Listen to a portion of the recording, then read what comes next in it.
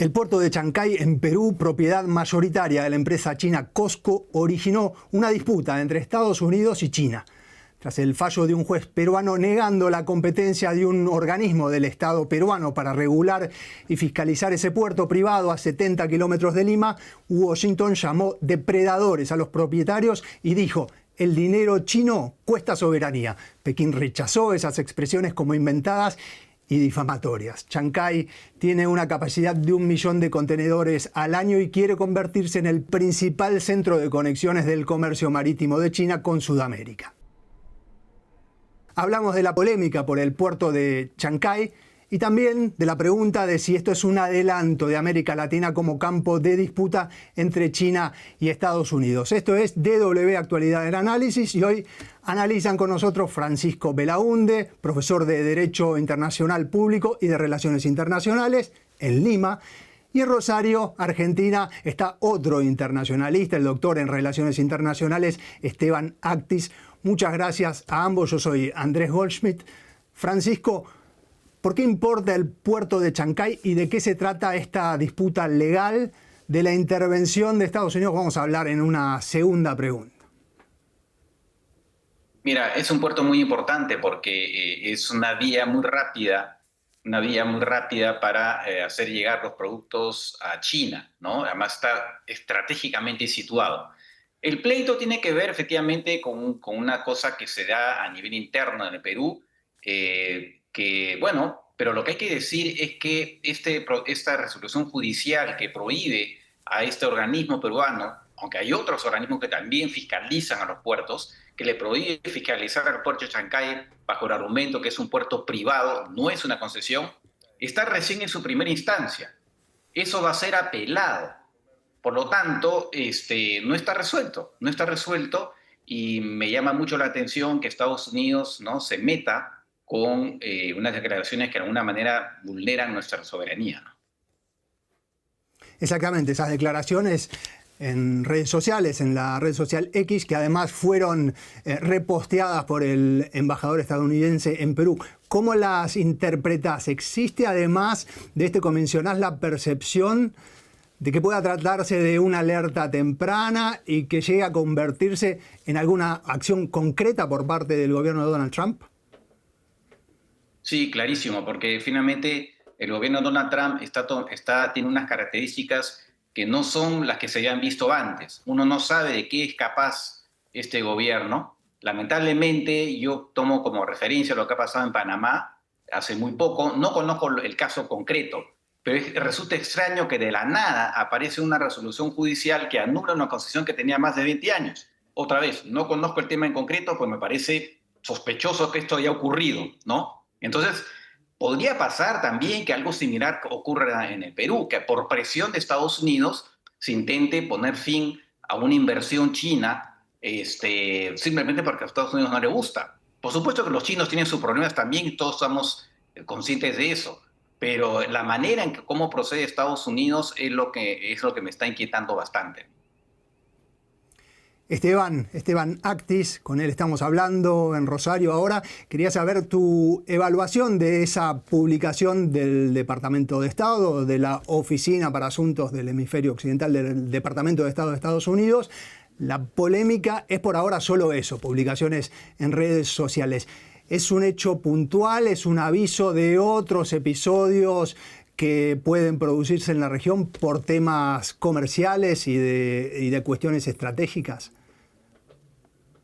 Bien, como señalás, este es un tema que excede a Perú. Hay claramente una dinámica regional en una mayor injerencia de la administración de Trump II con América Latina, lo que se ha denominado la doctrina Don Roe.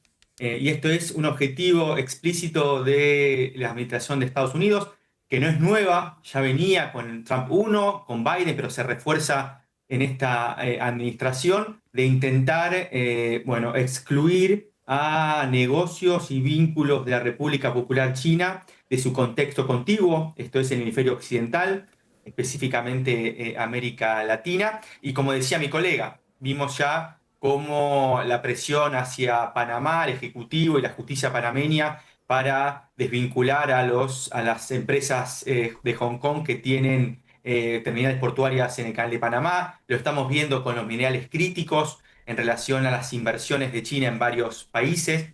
Y acá hay un tema muy importante.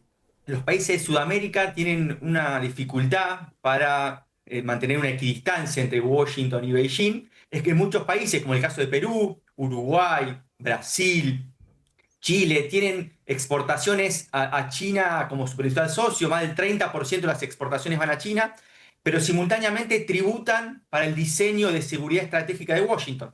El caso de Perú, recientemente siendo nombrado aliado extra-OTAN. Y hay algunas dimensiones que son consideradas duales, como el caso de la logística internacional. Los puertos para Estados Unidos es una cuestión de seguridad estratégica, que lo está mirando el Pentágono, pero para los países sudamericanos es un tema de desarrollo y de comercio. Bueno, en estos temas, la dificultad que tienen las políticas exteriores y los gobiernos sudamericanos de intentar justamente no quedar atrapados en la disputa entre Estados Unidos y China es muy importante. Y bueno, y lo vamos a seguir viendo no solamente en Perú, sino seguramente en otros países de la región.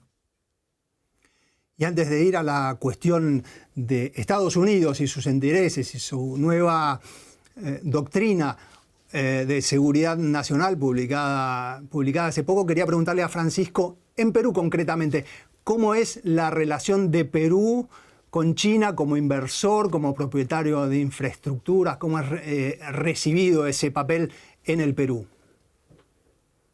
No, China ha sido, tenemos un TLC con China, hay varias empresas chinas acá en el Perú. En general, se ve muy bien porque además China es un mercado importantísimo para nuestras exportaciones. Y bueno, como ellos invierten bastante, también por supuesto, eso es bastante bien visto. Aunque claro, por supuesto hay problemas. En estos momentos, por ejemplo, el presidente, el encargado de la presidencia, está involucrado en un escándalo que tiene que ver con lobbies, ¿no? Con empresas chinas. Es decir, obviamente hay siempre una mirada dual. Pero evidentemente China es visto como un socio importantísimo para el Perú y obviamente no vamos a renunciar a esa relación. Y hacíamos la pregunta y ahora se la hacemos a Esteban Actis. Hablamos justamente de esto, del rol de China, porque la disputa con Estados Unidos también incluye esta narrativa de una China predatoria. Lo veíamos en esa advertencia de Estados Unidos, que ofrece dinero pero que finalmente no es tan barato sino que cuesta caro. Por ejemplo, para Estados Unidos, soberanía. Si uno intenta ver estudios, hay estudios que confirman esta narrativa de una China maliciosa y otros que la refutan. Mi pregunta finalmente es, ¿cómo lo ves vos? Bueno, efectivamente es una cuestión de la retórica de la política exterior de Estados Unidos, que viene sosteniendo que, bueno, que efectivamente China no es un socio confiable para el desarrollo, sino que busca una relación asimétrica predatoria, o inclusive en términos de financiamiento, Washington habla de la deuda, de la trampa de la deuda que da China. Pero acá hay una realidad concreta. Los países sudamericanos que tienen una especialización productiva basada en commodities y que se ha profundizado, tienen un vínculo especial comercial con China, que es natural y que se ha profundizado, y China justamente necesita, para abastecerse de materias primas que ofrece Sudamérica, infraestructura, y viene ofreciendo inversiones. La gran pregunta es que Estados Unidos, además de tener una mirada bastante crítica, hasta este momento, inclusive hasta el año 2025, no ha tenido una política de zanahorias, para así decirlo, de incentivos, para decir, bueno, efectivamente, bueno, Sudamérica no tiene que tener inversiones de China, tener un programa de financiamiento de empréstitos, ya sea por bancos multilaterales, por los bancos norteamericanos como el Exim Bank o la DFSA.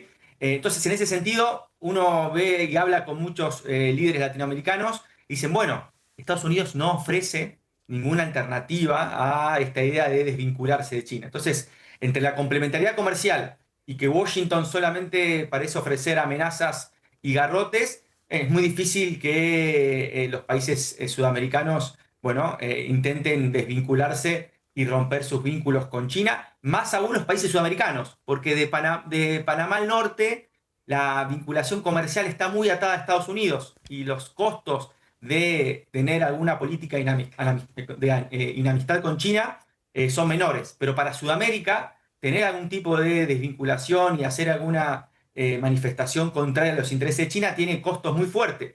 Si no, recordemos lo que le pasó al Brasil de Bolsonaro cuando intentó tener un alineamiento con Trump en su primer mandato y tuvo represalias muy fuertes con China. Entonces, ahí hay una dificultad estructural que Estados Unidos parece no comprender. Esteban, para hacer brevemente una foto, un cuadro de situación de la actualidad de China en la región, la exposición ha ido disminuyendo recientemente. En 2025, por otro lado, las inversiones en el contexto de la iniciativa de la Franja y la Ruta se estuvieron recuperando, aunque creo que sobre todo en África. ¿Cómo describimos hoy la presencia china en América Latina en cuanto a infraestructura, financiamiento, implicación directa? Bien, bueno, tiene un vínculo comercial estrecho. Para Sudamérica es el principal socio comercial. Para Centroamérica y el Caribe, México, digo, es un socio entre el segundo y tercer socio. Realmente para esa geografía, China es reciben gran importaciones de China. Entonces hay una complementariedad y una vinculación comercial muy fuerte. Simultáneamente, lentamente comienza a ser un inversor extranjero directo muy importante, sobre todo en infraestructura crítica para minerales, agroalimento, energía. Y también en el último tiempo, China se ha posicionado como prestamista de última instancia para aquellos países que han tenido dificultades financieras. El caso de Ecuador, el caso de Argentina, el caso de Surinam. Entonces es una vinculación económica integral. Lo que no tiene China en América Latina es una presencia estratégico-militar. En la dimensión de seguridad, China, bueno, no tiene vínculos muy fuertes con la región y eso hace que efectivamente ante algunas acciones como la que fue de Estados Unidos, con la intervención en Venezuela para sacar a Maduro, bueno, China haya manifestado, más allá de su retórica diplomática, no haya tenido capacidad de retaliación, porque efectivamente, bueno, su vínculo con la región no está por ahora afianzado en esa dimensión y sí apunta a fortalecer los vínculos comerciales y económicos.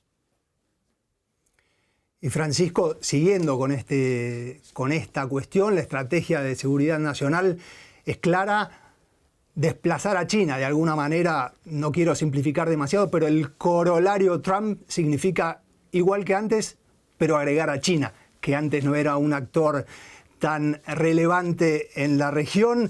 Textualmente dice: denegaremos a competidores no hemisféricos la capacidad de poseer o controlar activos estratégicos vitales, algo que textualmente estamos viendo en esta disputa de la que hablamos.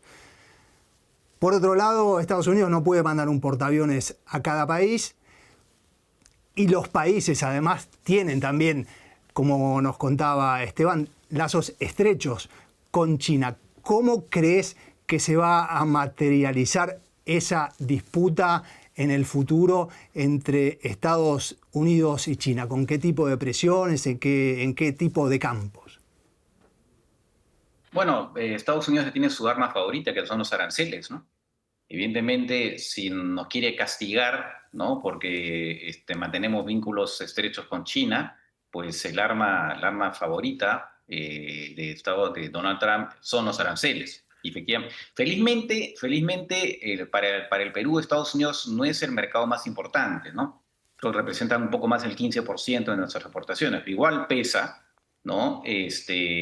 Nos han puesto un 10%, su famoso piso, pero claro, lo que sí, eso sería, me parece, el arma favorita y tal vez algún otro tipo de sanción. Ahora, como siempre tú decías, ¿no? Ahora somos un aliado de Estados Unidos, fuera de la OTAN, muy importante, y van a presionar sin duda, como se está viendo ahora, aparentemente, para que compremos aviones de guerra norteamericanos en vez de aviones suecos que habían sido escogidos por los militares por razones de costo-beneficio, ¿no? Y también desplazando a los franceses. Entonces, sí, digamos, yo creo que el arma favorita va a ser los aranceles, pero puede haber otro tipo de presión contra el Perú si es que mantenemos esa relación tan estrecha con China. ¿Y cómo lo evaluás, Esteban, este aspecto? ¿Cómo crees que tomará forma material la disputa? Por ejemplo, el proyecto chino de la vía del ferrocarril interoceánico, que es claramente un proyecto estratégico vital. ¿Cómo puede Estados Unidos meterse ahí de alguna manera, de impedir o frenarlo por medio de aranceles, o puede llegarse a otro tipo de disputa, amenazas del uso de la fuerza? ¿Cómo lo ves? No, efectivamente creo que la estrategia de Washington es doble. Por un lado, generar desincentivos para nuevas inversiones chinas. Y efectivamente, si uno se pone en los zapatos de empresas chinas que tienen inversiones en América Latina y que quieren profundizar sus inversiones, ampliar las inversiones, la verdad que el riesgo político es enorme. Digo, yo creo que seguramente muchas empresas chinas están reviendo nuevas inversiones ante justamente los cambios geopolíticos que se están mirando. Y por otro lado, va a intentar Estados Unidos, bueno, de lo máximo posible, ir desvinculando a China de aquellos aspectos que considera estratégicos. Y digo, la cuestión portuaria, lo que se llama hoy la geopolítica de los accesos, es muy importante. Digo, para Estados Unidos, insisto, el puerto de Shanghái lo está mirando más el Departamento de Defensa o de Guerra que el Departamento de Estado. Entonces, ahí creo que va a intentar Washington influir. Coincido con mi colega, los aranceles pueden ser una opción, también las sanciones. Estados Unidos está aplicando muchas sanciones a funcionarios y exfuncionarios, por ejemplo, sacando la visa a ellos y a su familia, que eso es algo muy, muy fuerte para los funcionarios, no poder entrar a los Estados Unidos.